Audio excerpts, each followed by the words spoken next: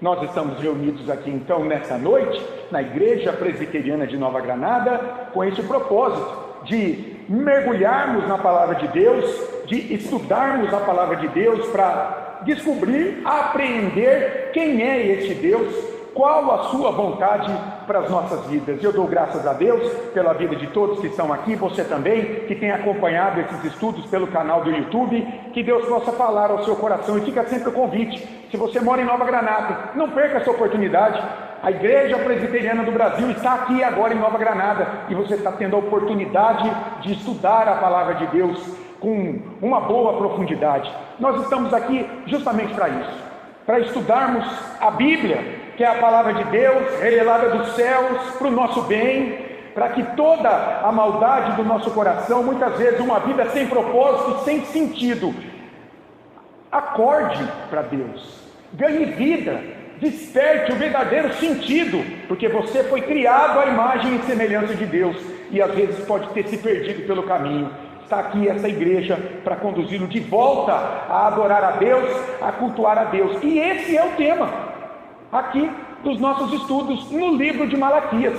Nós já estamos na terceira aula e temos pensado sobre esse tema aí, o culto segundo Deus. Alaide, você pode apagar essas luzes aqui? Vamos ver se fica mais claro aqui.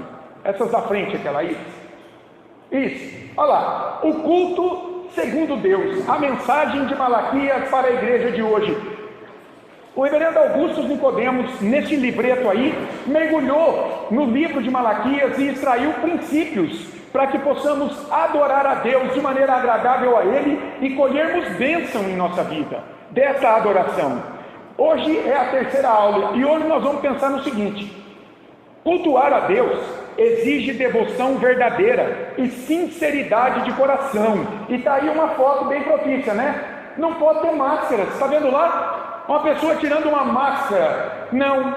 Nós vamos ver aqui hoje, ainda no capítulo 1, do versículo 6 ao versículo 14, que cultuar a Deus, meus amados, exige verdadeira devoção e sinceridade de coração. Deus não se agrada de fingidos. E o que nós vimos no estudo anterior? Nós começamos o livro de Malaquias, capítulo 1, de 1 a 5. Nós vimos que esse povo, aqui nos dias de Malaquias, já estava lá em Jerusalém há mais ou menos 100 anos.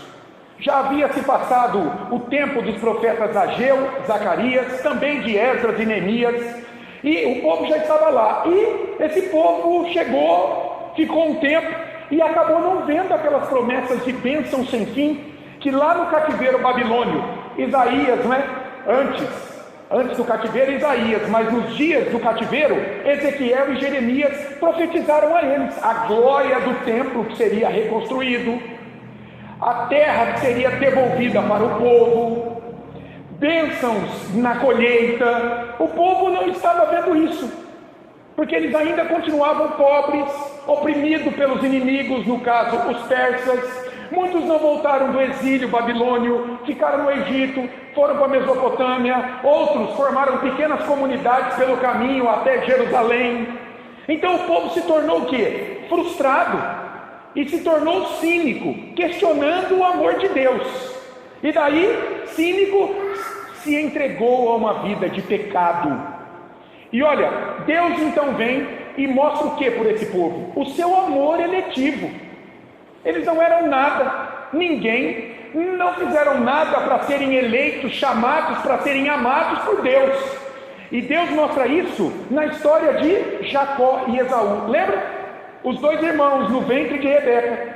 Nenhum tinha mérito. Deus escolheu Jacó e rejeitou Esaú. Edom, os edomitas, que depois o Senhor veio e destruiu por meio daqueles árabes do deserto, os nabateus.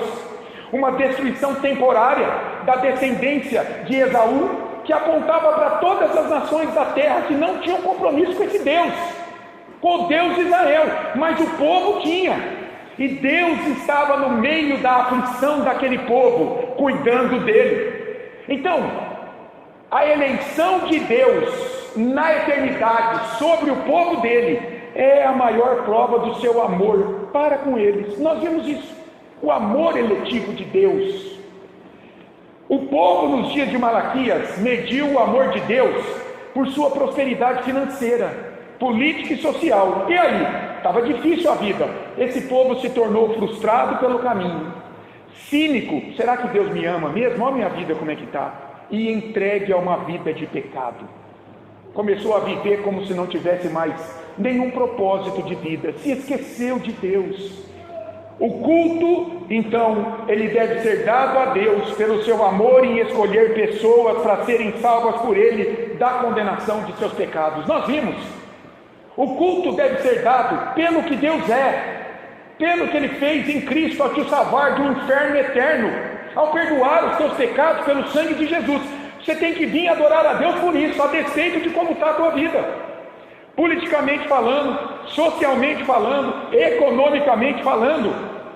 É impressionante nos dias de hoje, como eu ouço crente falar assim: com esse governo agora de esquerda não há mais esperança. Como que não?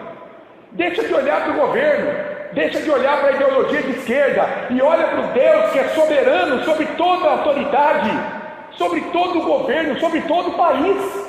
Deus está reinando acima de todo o governo inimigo. Nos dias de Malaquias, era o poder dos persas sobre o povo que os oprimia. Então esse povo se deixou levar por essas circunstâncias e se esqueceu de quem era Deus.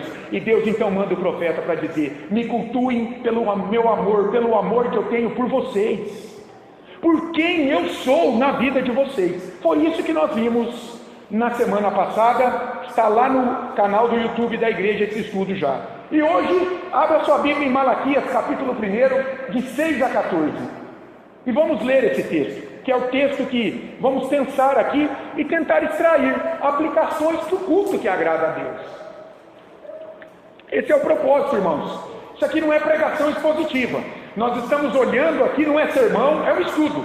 Você tem toda a liberdade para levantar a mão e falar e perguntar, tá bom?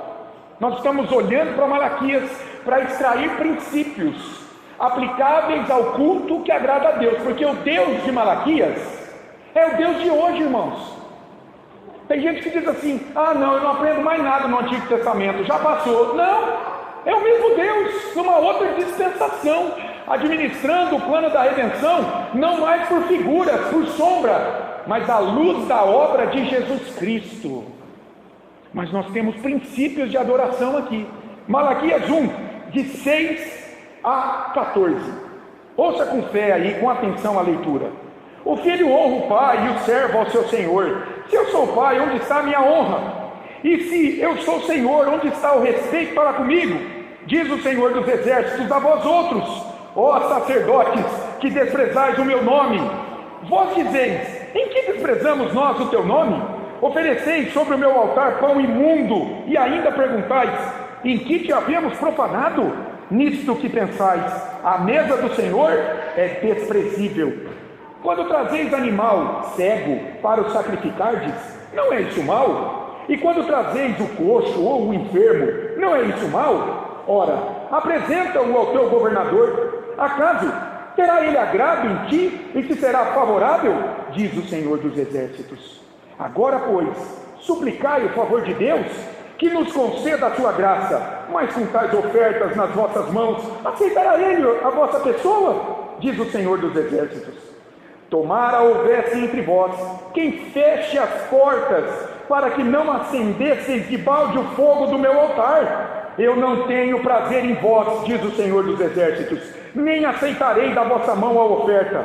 Mas desde o nascente do sol até ao poente, é grande entre as nações o meu nome, e em todo lugar lhe é queimado incenso, e trazidas ofertas puras, porque o meu nome é grande entre as nações, diz o Senhor dos exércitos. Mas vós o profanais quando dizeis: a mesa do Senhor é imunda, e o que nela se oferece, isso é, a sua comida é desprezível. E dizeis ainda: que canseira, e me desprezais, diz o Senhor dos exércitos. Vós ofereceis o dilacerado, e o coxo, e o enfermo, assim fazeis a oferta. Aceitaria eu isso da vossa mão? Diz o Senhor. Pois maldito seja o enganador, que tendo um animal sadio no seu rebanho, promete e oferece ao Senhor um defeituoso. Porque eu sou o grande rei, diz o Senhor dos exércitos, o meu nome é terrível entre as nações. Meus amados, que texto solene este aqui. pesado, uma sentença de maneira direta para a liderança do povo, para os sacerdotes, os líderes espirituais, mas de maneira indireta, claro, sinalizando também como andava a vida espiritual daquele povo. Vamos caminhar aqui por partes nesse texto. Vamos ver a queixa de Deus aqui, diante dos sacerdotes. Olha lá, qual é a queixa de Deus? Logo no início aqui, os sacerdotes desprezavam o nome de Deus com seu culto, da forma como estavam conduzindo o povo a adorar a Deus. Eles estavam lançando na lama o nome de Deus. E aqui, Deus vai usar duas figuras humanas, dois relacionamentos, para mostrar que ele deveria ser honrado e respeitado. Ele vai falar do respeito, da honra que filhos têm que ter com seus pais. Aqui, certamente, Malaquias aqui lembrou do 5º mandamento: honra teu pai e tua mãe, para que se prolongue os teus dias sobre a terra. Deus está trazendo o quê? As implicações da lei, da obediência da lei de Deus. Filhos têm que ter honra por seus pais, mas não só isso, o respeito de um escravo diante do seu senhor. Vocês sabem, naqueles dias havia escravidão, e alguém poderia ser comprado na praça para servir como um escravo. Pessoas que os dominadores venciam em outras nações, traziam cativos e poderiam vender essas pessoas como escravo e seu senhor. Ou seja, um escravo não tem mais nada a fazer senão respeitar o seu senhor, que tem o poder da vida e da morte sobre a sua vida.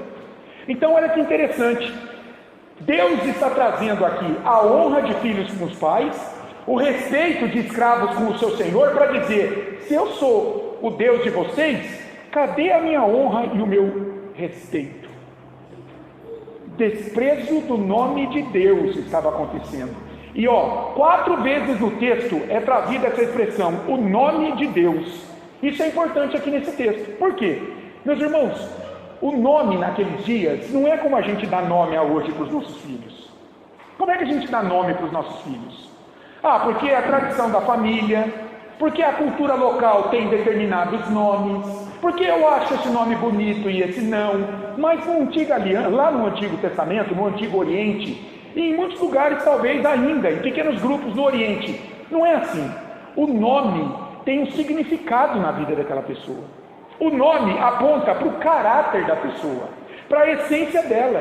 Por exemplo, Jacó significa enganador. Mas e depois que ele venceu o anjo de Deus no Val do Jaboque? O nome dele foi mudado para Israel, que significa príncipe de Deus.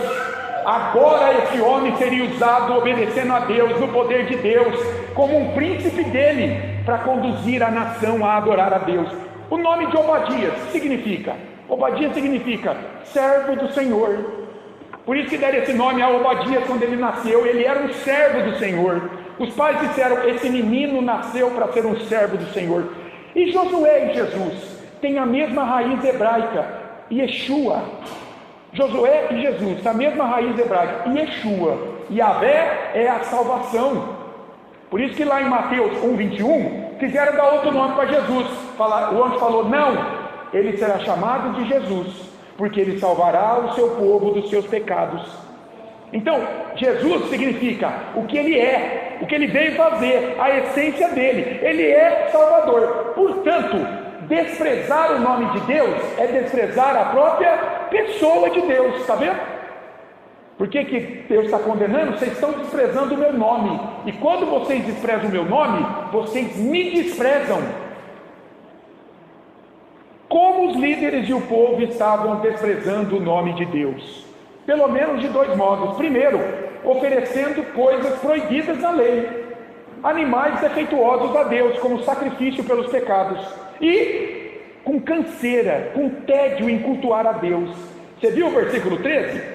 E dizeis ainda: que canseira! Os sacerdotes e o povo estavam entediados, enfatuados, eles não aguentavam mais ir na igreja para cultuar a Deus, se tornou um peso na vida deles. E aí, Deus não estava aceitando o culto hipócrita, mascarado, fingido que o povo estava prestando. E os líderes questionaram, os sacerdotes, a liderança religiosa, diante dessa acusação: em que desprezamos nós o teu nome, ó Deus? Olha o cinismo. Eles sabiam bem como eles estavam cultuando a Deus semana após semana, mas acusados, em que desprezamos nós o teu nome? Isso, Deus responde: o culto público que vocês me oferecem revela esse desprezo. O modo como vocês vêm me cultuar, como vocês estão aqui, o que vocês apresentam diante de mim, isso está revelando que vocês desprezam o meu nome. E o Nicodemos diz assim, abre aspas: o culto é a expressão pública do que a igreja acredita sobre Deus, sobre si mesma e sobre a salvação, fecha aspas. Meus amados, o culto não é uma reunião semanal, um item na nossa agenda para a gente cumprir.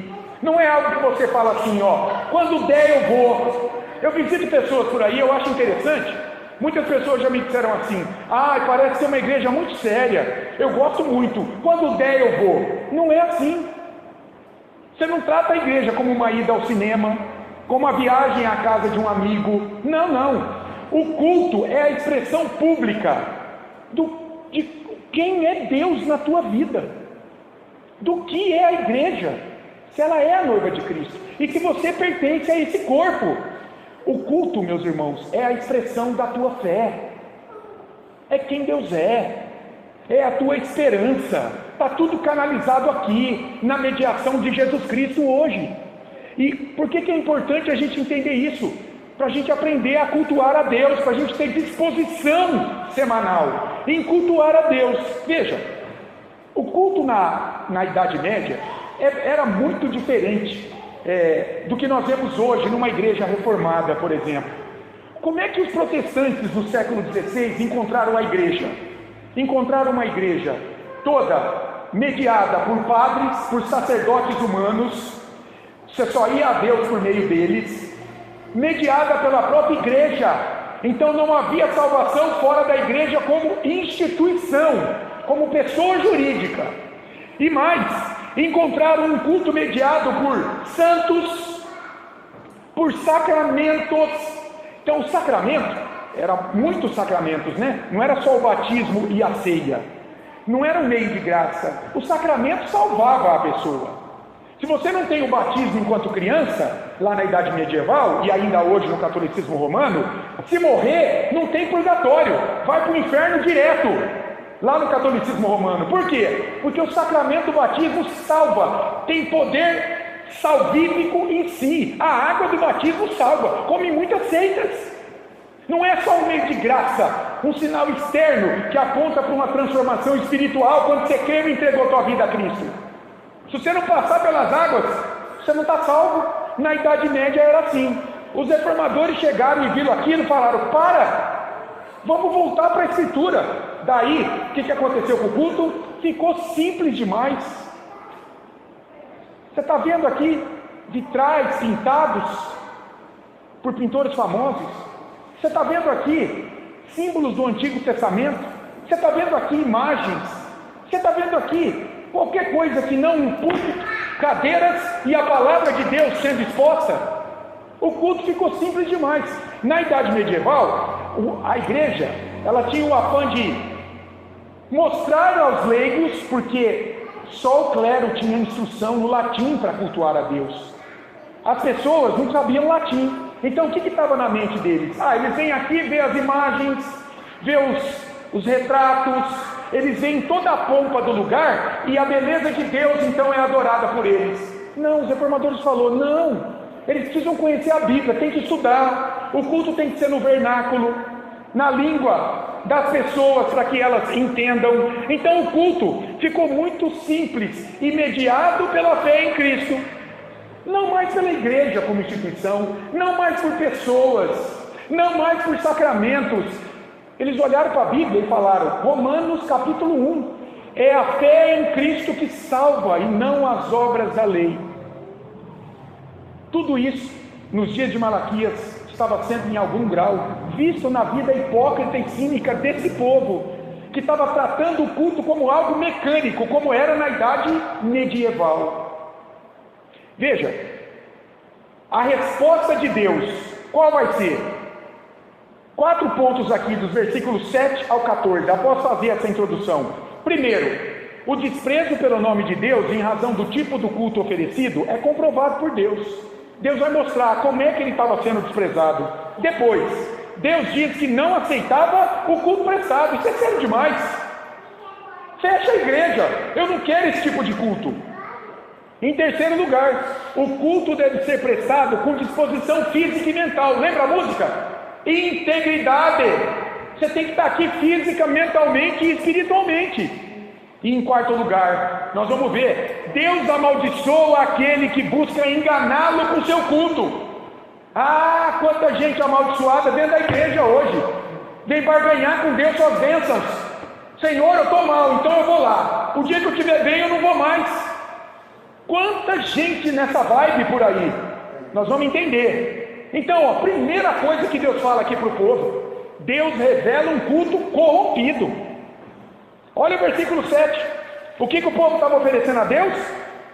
Pão imundo. Pão aqui é um alimento proibido. Animais que a lei proibia de serem oferecidos. Como é que era o culto no Antigo Testamento? Tanto no tabernáculo, quanto no templo depois, de Salomão, o primeiro templo depois do tabernáculo. Deus prescreveu a oferta do sangue de um animal, para que ele perdoasse o pecado, a ofensa daquele ofertante. O sacerdote vinha, o animal era sacrificado, ele pegava o sangue e aspergia sobre a mesa do altar, e uma vez por ano, no dia da expiação, o sacerdote pegava um sangue e entrava no Santo dos Santos, onde ficava a Arca da Aliança. Ele derramava aquele sangue sobre o propiciatório, que era a tampa da Arca da Aliança.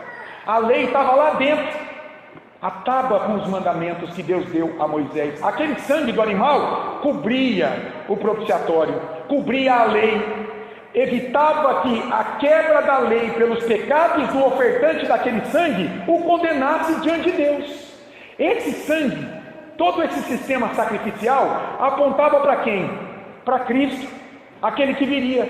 Mas havia várias ofertas naqueles dias. Veja, o livro de Levítico fala dessas ofertas que o povo trazia para propiciar a ira de Deus pelos seus pecados. Você tinha o holocausto, você tinha a oferta de manjar ou de cereais, você tinha ofertas que eram queimadas no altar do sacrifício, você tinha ofertas, queimadas pelos pecados, ofertas de gratidão, ofertas voluntárias. Então o israelita, ele queria se ver livre de um livramento, ele fazia um voto diante de Deus. Quando Deus dava o livramento, ele oferecia uma oferta voluntariamente para agradecer a Deus.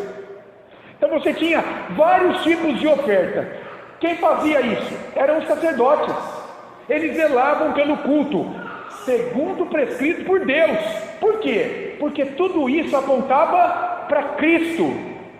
Aquelas ofertas eram um tipo de Cristo, uma figura imperfeita daquele sacrifício único e eficaz, o sangue de Cristo, que ele viria e ele derramaria na cruz, o Cordeiro de Deus, para te perdoar de todos os pecados de uma vez por todas, porque Hebreus diz que o sacrifício daqueles animais nunca pôde perdoar para sempre os pecados. Toda vez que o cara pecava, ele chegava lá com um cordeirinho, e se ele fosse pobre, ele levava outro tipo de ave, ele podia levar duas rolinhas, se ele fosse pobre e não tivesse um cordeiro. Para quê? Para que o sacerdote derramasse o sangue daquele animal e ele fosse perdoado dos pecados.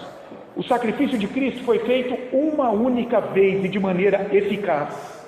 Mas aquele sistema sacrificial do Antigo Testamento do culto tinha que ser perfeito. O sacerdote tinha que zelar por aquilo, porque ele apontava para o sacrifício perfeito de Cristo. Então, olha só, o sacerdote precisava zelar pelo culto, pela ordem do culto, e claro, também pelo ensino da lei ao povo. Era ele que ensinava a lei de Deus ao povo, para que esse povo aprendesse a adorar esse Deus. Aqui entra algo interessante, porque o sacerdote não podia inventar nada da cabeça dele para conduzir o povo à adoração nesse sistema sacrificial. Deus havia prescrito isso, por exemplo, no livro de Levítico. Estava lá como eram os sacrifícios, tintim por tintim, detalhe por detalhe. Isso é chamado de princípio regulador de culto. Você só pode ter no culto a Deus aquilo que Ele prescreveu. Isso diferencia os protestantes dos católicos romanos. Um católico vai dizer assim: eu não vejo problema nenhum de ter uma vela acesa no culto. Por quê? Porque Deus não proibiu. Esse é o princípio normativo. Muitas igrejas seguem esse princípio. Quer dizer, tudo que Deus não proibiu, então eu posso ter no culto. Isso é perigoso. Jeremias diz o que é o coração do homem: demasiadamente corrupto. Você vai trazer para o culto muita invenção humana que Deus não vai aceitar como culto. E o princípio regulador qual que é dos protestantes, da igreja reformada? Só tem no culto que Deus prescreveu. Por isso que chegou no século XVI, Martinho Lutero chegou e falou: tira do culto tudo que Deus não prescreveu na Bíblia e que está aqui. Então aí o culto se tornou muito simples. Deus revela o culto corrompido. Ele fala: vocês estão trazendo um pão imundo aqui no meu altar para ser sacrificado, um alimento não prescrito por mim, na minha mesa, que era o lugar do sacrifício dos animais naqueles dias. E eu te pergunto: Deus aceita qualquer coisa diante de si no culto? O que você acha?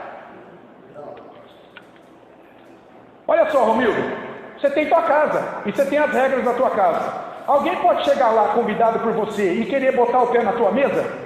São as suas regras. Você imagina com Deus e na casa de Deus. Você só pode fazer o que Ele prescreveu, só aquilo que Deus prescreveu. Mas e se vier com boas intenções? Ô gente, tem tanta gente bem intencionada querendo adorar a Deus por aí. Deus não vai ser condescendente com a boa intenção dessas pessoas? Não vai, meus irmãos. E daí, você sabe o que eu me lembrei? Eu gosto muito dessa história. Saul se deu mal aqui, né? O primeiro rei de Israel. Você lembra lá, ó, em 1 Samuel capítulo 15, tem uma história muito legal aqui do rei Saul naqueles dias. O que aconteceu? Ó, os amalequitas eram um povo que, quando Israel foi libertado do Egito por Deus, eles dificultaram a vida de Israel. Eles perseguiram Israel, eles não deixaram Israel passar pelo território deles. E Deus falou para Saul: Saul, eu vou riscar do mapa os amalequitas.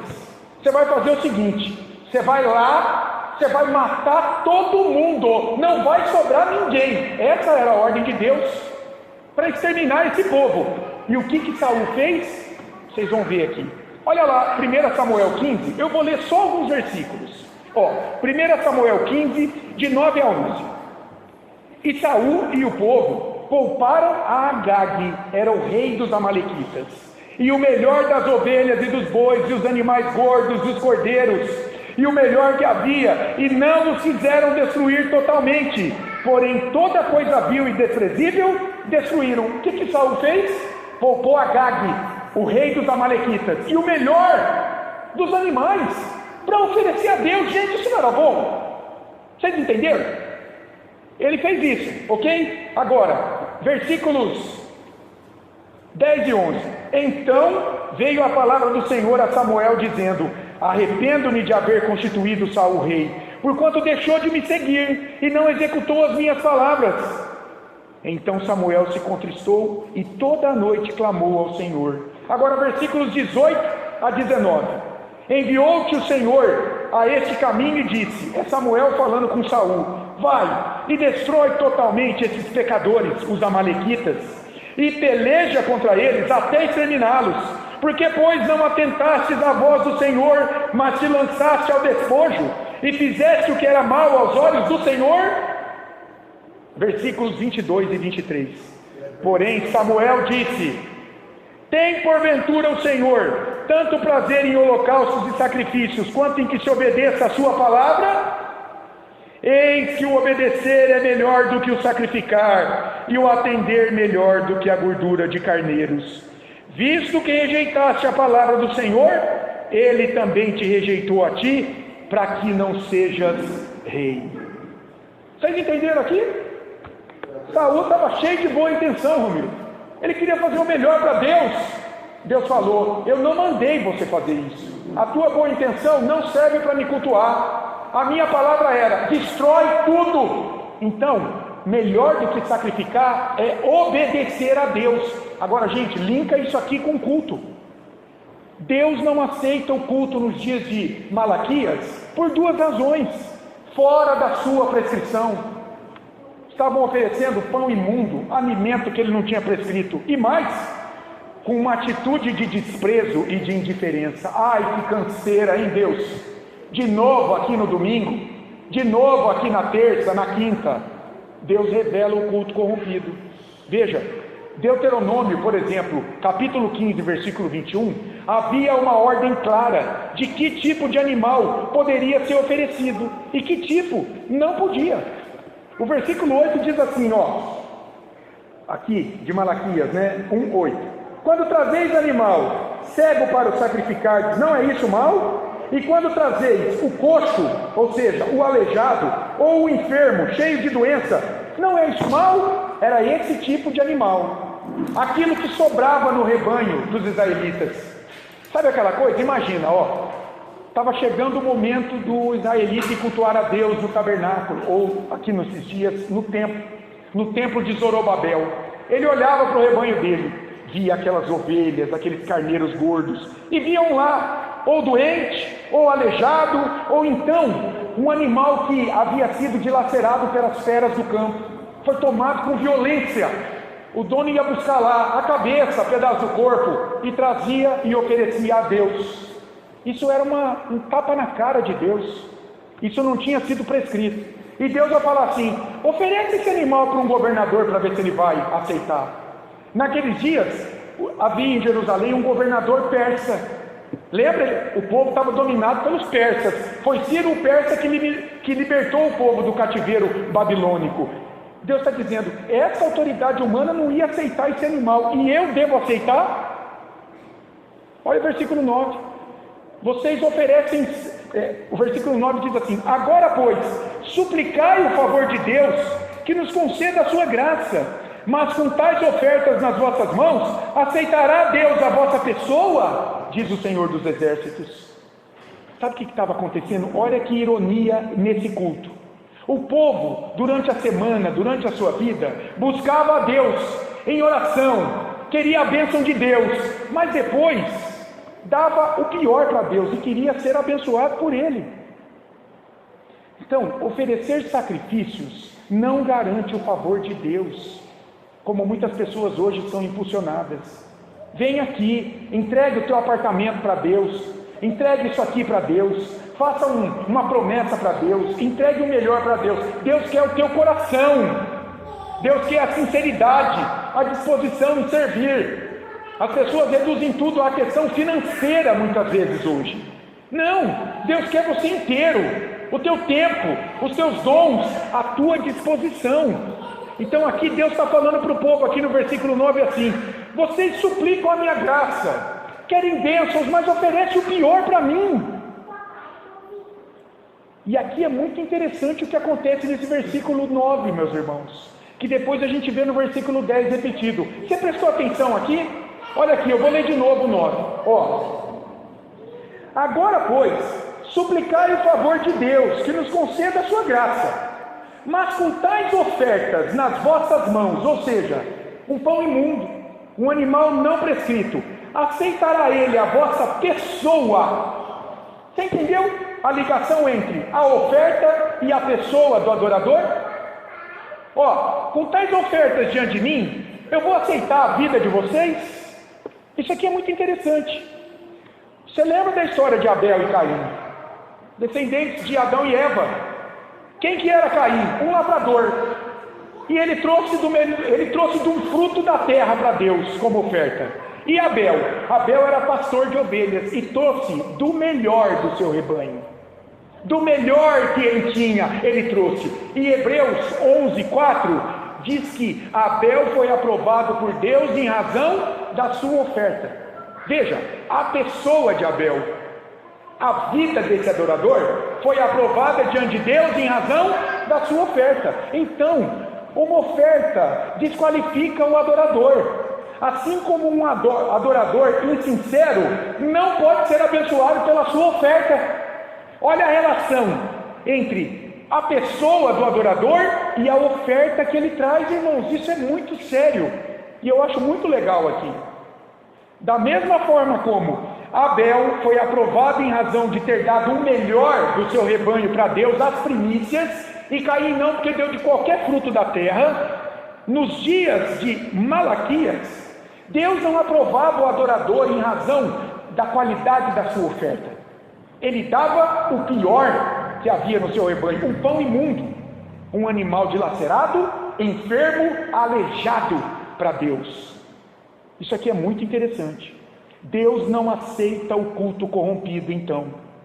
Quando o culto não é aceitável por Deus, olha como é sério isso aqui, é melhor fechar a porta da igreja. Olha o versículo 10. Tomara houvesse entre vós, é Deus falando, quem fecha as portas, para que não acendesses debalde em vão o fogo do meu altar, onde os animais eram sacrificados. Eu não tenho prazer em vós, diz o Senhor dos Exércitos, nem aceitarei da vossa mão a oferta. Altar aqui no templo era onde era queimada as ofertas que as pessoas traziam. E os sacerdotes diariamente, eles acendiam um fogo para que essas ofertas diariamente fossem queimadas. Deus está dizendo, esse tipo de oferta era melhor que a igreja tivesse fechada. Eu não aceito isso. E eu quero ler para você a leitura que o Eugene Peterson fez desse versículo. O Eugene Peterson fez essa paráfrase da Bíblia. Eu gosto muito dela. Chama-se A Mensagem. Não é palavra inspirada, não é tradução dos originais, é uma paráfrase. Um servo de Deus, um pastor americano que estudou a vida inteira a Bíblia, ele leu a Bíblia e ele traduziu com suas palavras. Olha como ele entendeu esse versículo 10, eu acho muito legal. Ele leu assim, meus irmãos, olha como ele diz: por que alguém não fecha simplesmente as portas do templo, pondo uma tranca? Assim, nenhum de vocês poderá entrar e brincar de religião com esse culto sem sentido. Não estou satisfeito. O Senhor dos Exércitos de Anjos não está satisfeito. E não quero mais esse culto de faz de conta.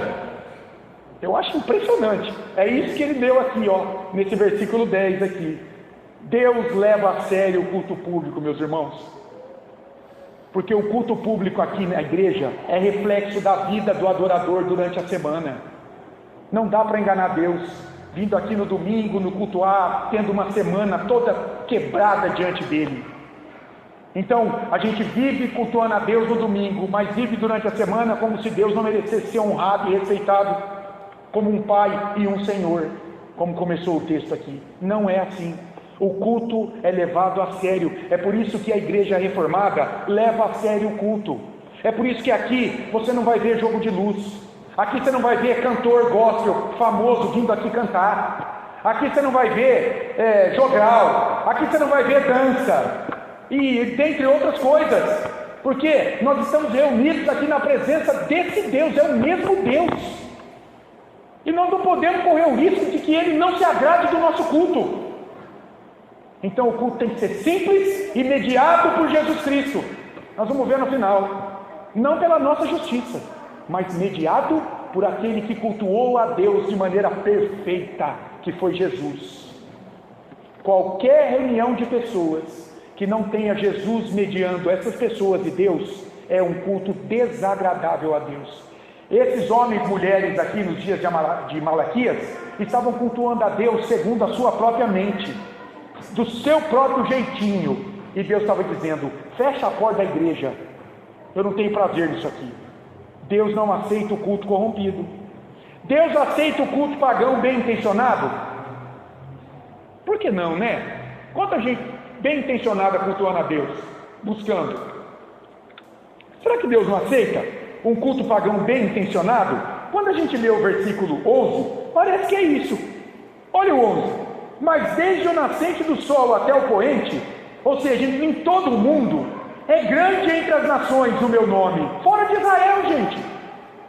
E em todo lugar lhe é queimado incenso e trazidas ofertas puras, Deus está dizendo. Porque o meu nome é grande entre as nações, diz o Senhor dos Exércitos. Ora, mas Deus se revelou a Israel.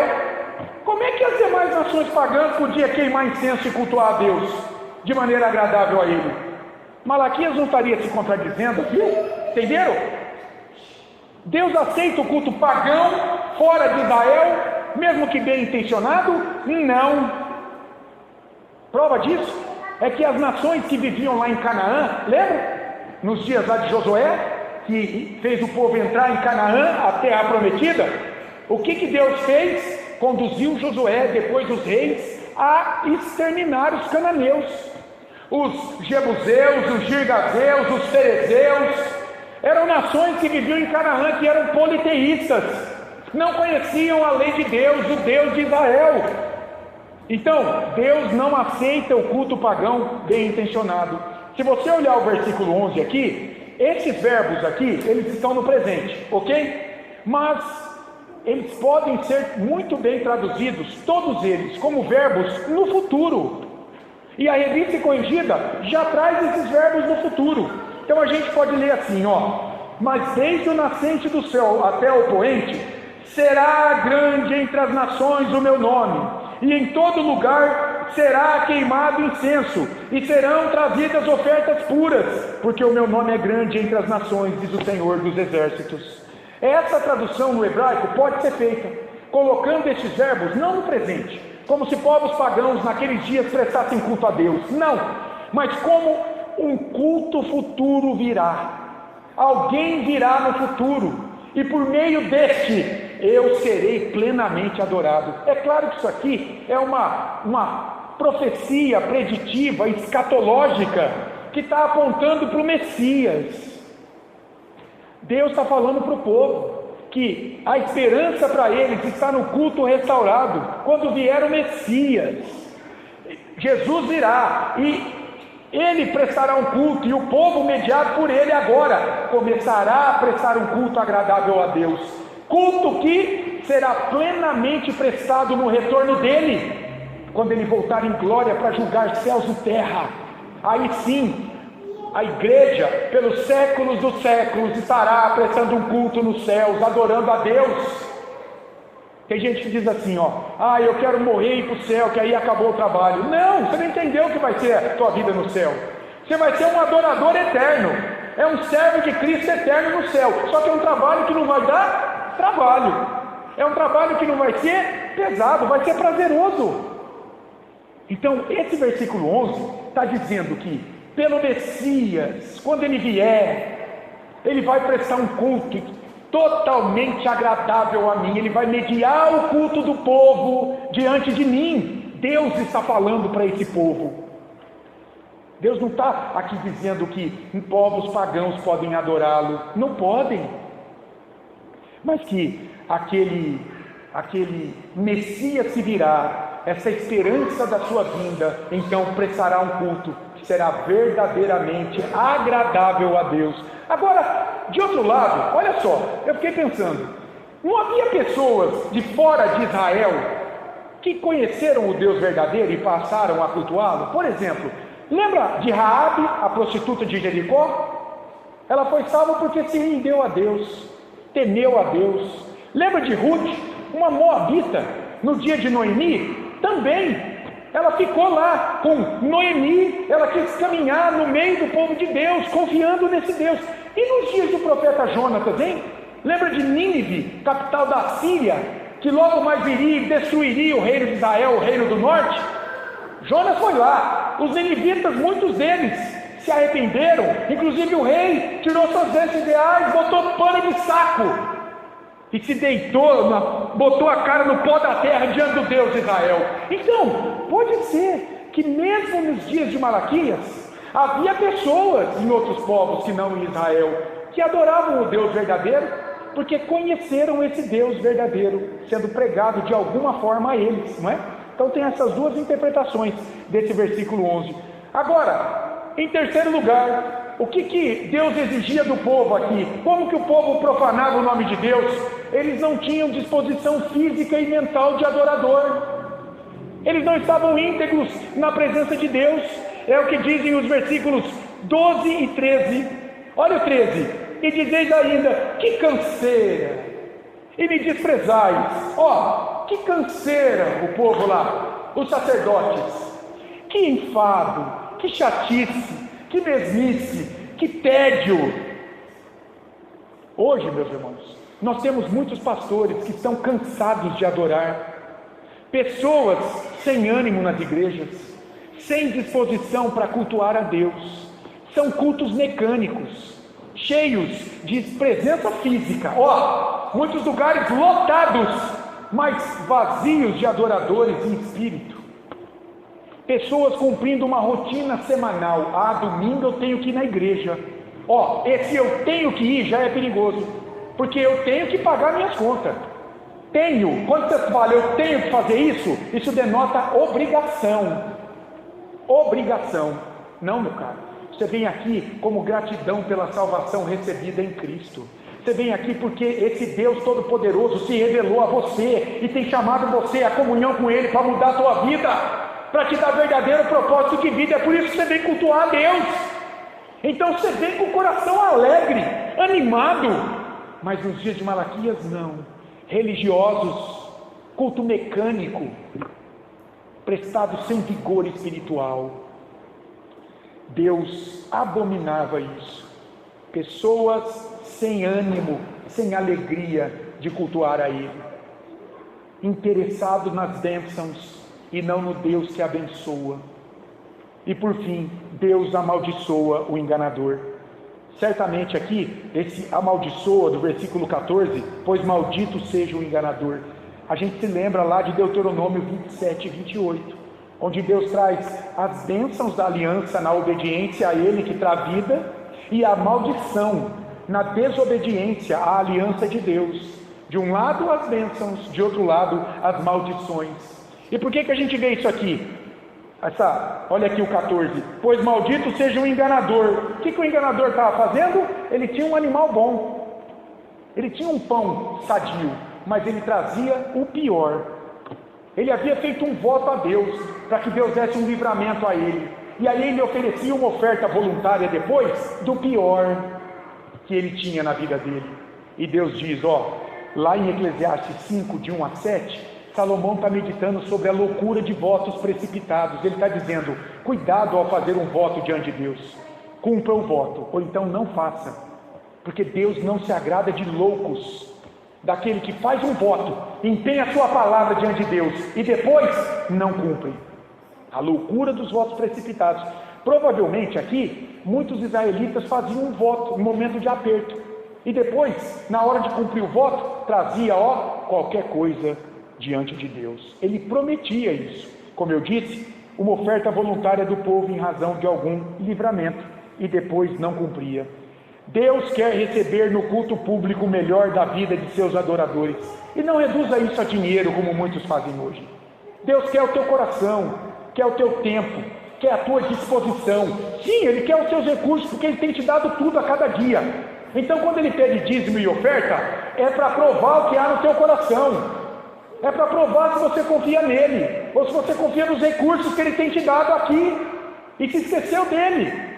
O povo nos dias de Malaquias vivia a pobreza, não via a chuva, não via a sua vinha produzir o alimento, e mediu o cuidado, a provisão e o amor de Deus pelas circunstâncias. Deus está dizendo, não, vocês entenderam, continue me buscando, continue confiando, eu não abandonei vocês. Deus quer receber no culto público o melhor da vida de seus adoradores, não só no domingo. O culto público no domingo é o resumo da tua semana, meu amado. É o resumo da tua entrega a cada dia a Deus, na luta contra o teu pecado pessoal, em estender a mão para o necessitado, em compartilhar do evangelho da salvação, em não andar de mãos dadas às obras das trevas. Tudo isso é o teu culto diário, tua vida de adoração a Deus, é o culto racional de Romanos 12 que Paulo fala. Nos dias de Malaquias estava tudo corrompido. E daí a gente pode concluir. Primeiro, o Deus de ontem, meu caro, é o mesmo de hoje. Você concorda? É o mesmo Deus. Então, olhando para aqui, nesses dias, 400 anos mais ou menos antes da vinda de Cristo, portanto, há 2.400 anos foi dado isso aqui. Aquele Deus é o mesmo Deus de hoje. Então, o culto que Ele recusou e o culto que Ele exige naqueles dias é o mesmo de hoje. Claro, mediado pela obra de Jesus. Você não vai oferecer um animal hoje no altar. Você não precisa da Arca da Aliança aqui, como muitas igrejas têm. Tem igrejas que querem cultuar a Deus de maneira bonitinha. Aí traz um monte de símbolo do Antigo Testamento. põe dentro da igreja. Isso já foi tudo revogado na obra de Jesus. Hoje nós cultuamos a Deus pela obra de Jesus, mediado pela obra dele. Você não precisa mais dos instrumentos do tabernáculo ou do templo. Você não precisa mais de homens mediando você e Deus. Você tem Jesus. O que vimos aqui nesse texto, meu caro, é um tipo de culto que Deus rejeita. Um culto onde a pessoa de Deus é menosprezada por se dar a Ele aquilo que sobra na vida do adorador. Um culto onde as regras de Deus para a sua adoração são desprezadas, porque os homens fizeram as suas regras para cultuar a Deus. E ele diz: eu não aceito, era melhor que a porta da igreja estivesse fechada. Um culto onde a presença é apenas mecânica. Você não está lá disposto inteiro para adorar a Deus. Não. Você está indisposto, você não vem. Você quer ir no mercado, você vai. Chegou uma visita, você deixa o culto e fica lá. E por aí vai. Ai, se não fosse Jesus Cristo, meus irmãos. Entende? E aí nós olhamos para Cristo. É por Ele que você está aqui nessa noite. É por Ele que você pode ter esperança de ser alguém que vai crescer abençoado por Deus, se você confiar nele, como teu mediador entre você e Ele. Se eu confiar nele, eu só posso vir aqui orar a Deus, se for no nome de Jesus. Entende por quê? Oração que não termina no nome de Jesus é estranho? Eu percebo em filmes. A gente vê filme americano, e tem muitas orações, é até bonitinha a oração às vezes. Está lá a família, lá em torno da mesa. Obrigado por esse alimento, ó Deus. Obrigado pela família aqui reunida, amém. Foi estranha essa oração. Não é bíblica essa oração. A oração bíblica tem que terminar mediada pelo nome de Jesus. Senão não chega até o céu. A tua presença aqui tem que estar mediada por Jesus. A tua obra, para ser agradável a Deus, como resposta de gratidão pela tua salvação, tem que ter a chancela do sangue de Jesus. É por isso que a Bíblia diz que o sacrifício do incrédulo é abominável diante de Deus. Por quê? Porque o incrédulo pode tirar a pele para vestir quem está com frio. Aquela obra está em pecado, não justificado. E Deus não pode receber nada sem a chancela do sangue de Cristo, mediada pelo sangue de Cristo, que nos purifica de todo pecado. Então, irmãos, louvado seja Deus por Jesus Cristo. É por Ele que você tem vida. É por Ele que estamos aqui mais uma terça-feira. Vamos fazer algumas aplicações? Olha só. Entenda quem é Deus para você cultuá-lo dignamente. Olha o final do versículo 14. Porque eu sou o grande rei, diz o Senhor dos Exércitos. O meu nome, a minha pessoa, o meu poder é terrível entre as nações. Porque comigo está o perdão de pecados, para que vocês me temam. Porque quem morrer sem o perdão dos pecados vai queimar eternamente. Não seja um crente míope. Sabe quem é míope? Eu tenho miopia. Míope é aquele que só enxerga de perto as coisas, não enxerga de longe. Consiga enxergar o tamanho do Deus que está se revelando a você. Era isso que Deus estava mostrando para esse povo, a grandeza dele, o amor eterno que elegeu aquele povo. E eles agora estavam dando o pior para Deus. Então, para você cultuar dignamente a Deus, comece a meditar quem é Deus. Em segundo lugar, cultue a Deus segundo o que Ele determinou na sua palavra. Não invente o culto, porque Deus não o aceitará. As pessoas nos dias de Malaquias quiseram cultuar a Deus do seu jeito. E ele diz, era melhor que a porta da igreja estivesse fechada. Há alguns elementos de culto. O que são elementos? Todo culto precisa ter isso aqui. São elementos de culto. Isso aqui tem que ter no culto. O que precisa ter todo culto? Pregação e leitura da palavra. Tem que ter todo culto. E aí eu pus aí, ministração dos sacramentos quando tiver. Por quê? Porque o sacramento é a palavra visível. Tanto o batismo quanto a ceia. Você vê o evangelho, foram instituídos por Cristo. Então, todo culto tem que ter pregação e leitura da palavra. Depois, oração. Depois, louvores de gratidão a Deus. E consagração da vida por meio das ofertas e dos dízimos. Isso aqui são elementos de culto. Toda a igreja reformada, você vai ver isso aqui. Pregação e leitura da palavra. Pode pensar no culto aqui. oração, louvores e consagração da vida por dízimos e ofertas. Tendo isso aqui, pronto. Na mediação de Jesus, é um culto agradável a Deus. Em quarto lugar, cuidado com o que vota a tua boca. Olha como é importante os votos no dia da tua profissão de fé. Os teus votos apontam para a tua sinceridade em adorar e servir a esse Deus. Cuidado, Deus não se agrada de tolos. É melhor não votar do que votar e não cumprir. Eclesiastes capítulo 5. Cuidado. Esse povo aqui, na hora do aperto, fazia votos a Deus. Deus dava o livramento e eles entregavam o pior para Deus. Maldito, Deus chamou essas pessoas. Em quinto e penúltimo lugar, o que esse texto fala para mim e para você? Cultue a Deus inteiro a cada semana, animado, grato por suas bênçãos, a maior delas a salvação em Jesus Cristo. Envolva-se com a igreja, com o uso dos seus dons e talentos, porque você é alguém talentoso, Romildo, Sérgio, Juarez, Maria, Célia, Júlio, Patrícia, Camila, Alaídes, vocês têm dons espirituais para servir a Deus. Envolva-se com a igreja, use esses dons e talentos, seja abençoado por Deus, ofereça o melhor a Deus a cada dia. Deus quer você inteiro aqui. Irmãos, isso aqui não é perfeccionismo. Deus sabe que nós somos fracos.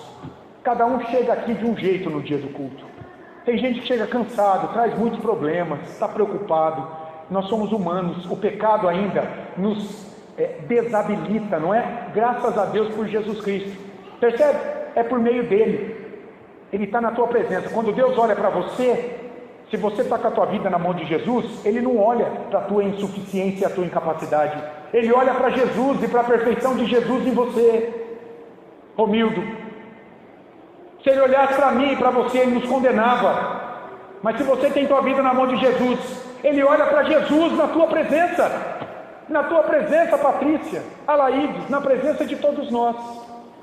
Mas isso não quer dizer que nós não tenhamos a nossa responsabilidade em buscar fazer o melhor para esse Deus e entregar a Ele o melhor. E por fim, se você está desanimado, se você está desacreditado, se você não tem ânimo para cultuar a Deus, tudo bem, porque o teu culto, olha aqui, ele é aceitado na mediação de Jesus, como eu acabei de dizer. Portanto, descanse em Cristo. Eu e você sem Cristo não podemos cultuar a Deus. Será do nosso jeito e Ele não vai aceitar, como nos dias do profeta Malaquias. Nós só podemos estar aqui, cultuar a Deus, porque Jesus veio até nós. Ele nos chamou para que pela fé nele, perdoado de nossos pecados, absolvidos da condenação da lei, agora, pela obediência total de Jesus à lei de Deus, por ter ele levado o castigo dos nossos pecados na cruz, então, pelo sacrifício e justiça dele, eu e você pudéssemos descansar e cultuar a Deus. Não é sem propósito que lá em Mateus 11 ele diz para aquela multidão que estava cansada de buscar a Deus por suas obras, e estava angustiada, cansada, exausta, ele diz assim: vinde a mim, todos que estáis cansados e sobrecarregados, e eu vos aliviarei. E vocês então vão achar descanso para a alma de vocês. Não é à toa que lá em João capítulo 15, ele vai falar da videira e dos ramos. Ele é a videira e os discípulos cada ramo. Ele diz assim: se vocês não estiverem conectados a mim, vocês não servem para nada. Vocês vão ser um ramo seco para ser queimado, porque sem mim vocês nada podem fazer diante do meu Pai. Sem Cristo nós não podemos cultuar de maneira agradável a Deus. Então, hoje nós não oferecemos mais um animal. Isso aqui passou, foi cumprido por Cristo, mas o princípio continua o mesmo.